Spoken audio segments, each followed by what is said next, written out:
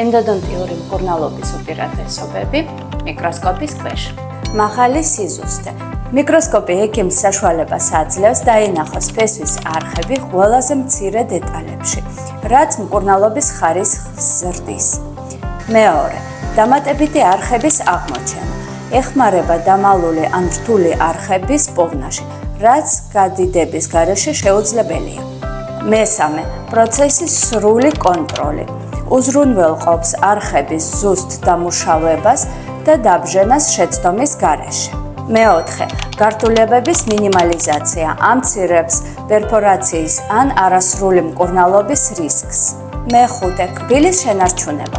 ზრდის წარმატებული მკურნალობის შანსს, რაც ხელს უწყობს თვითონ კბილის შენარჩუნებას. მიკროსკოპის დახმარებით მკურნალობა უფრო ეფექტური და უსაფრთხო ხდება.